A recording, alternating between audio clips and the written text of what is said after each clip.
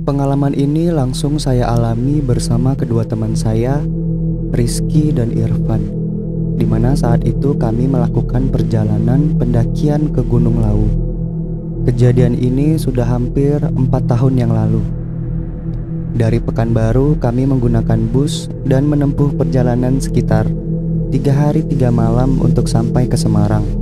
Lalu kami melanjutkan lagi perjalanan menggunakan angkutan kota menuju pos pendakian Gunung Lawu. Gunung Lawu sendiri berada di kawasan perbatasan Karanganyar dan Magetan. Sekitar jam 8 malam kami tiba di pos pendakian Gunung Lawu. Kami melakukan registrasi dan memutuskan untuk istirahat sebentar sembari mempersiapkan pendakian. Tepat jam 10 malam kami memulai pendakian. Awalnya perjalanan lancar dan tidak terjadi apa-apa. Setelah melewati pos 1 dan pos 2, kami menuju ke pos 3. Namun saat menuju ke pos 3, keganjilan mulai kami rasakan. Rizky merasakan beban yang berat ketika berjalan. Hal itu ditunjukkan saat dia berhenti ketika baru berjalan 5 langkah dan beristirahat berkali-kali. Aku sempat menukarkan tas yang dibawa Rizky dengan tas yang aku bawa. Tapi ternyata yang berat bukan tasnya. Aku merasakan hal yang tidak beres terjadi pada temanku Rizky.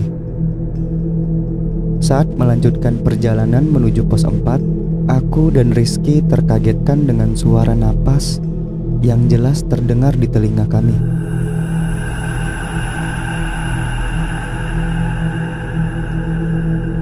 Karena kejadian itu kami berhenti. Saat itu perubahan suhu dingin secara tiba-tiba yang kami rasakan. Kami memburu langkah agar sampai ke pos 4 dan segera mendirikan tenda untuk bermalam. Kejadian aneh yang kami alami tidak berhenti di situ saja. Selanjutnya kami mendengar suara orang yang seperti sedang nembang lagu Jawa dan mendengar suara delman.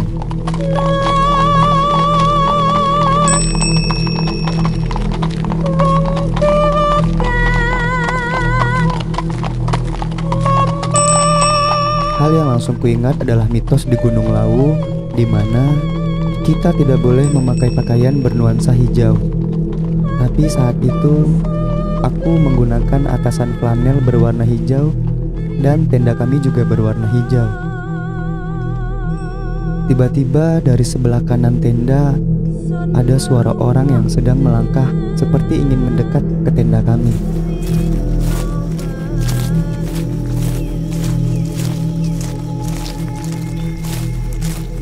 Kemudian suara langkah kaki yang berada di sebelah kanan tenda berjalan seperti mengelilingi tenda kami.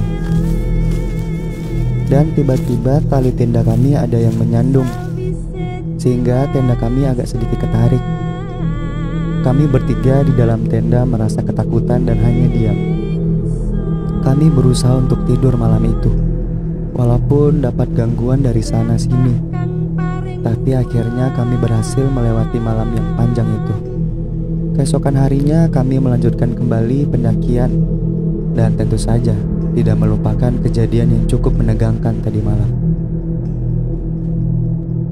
Itu tadi sebuah cerita dari teman kita yang berada di Sukajadi.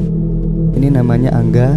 Kalau Cik dan Puan punya cerita seram dan menyeramkan, Cik dan Puan bisa tulis ceritanya dan kirim ke alamat email kita di redaksi@infopku.com atau tulis di DM di Instagram di @infopku_.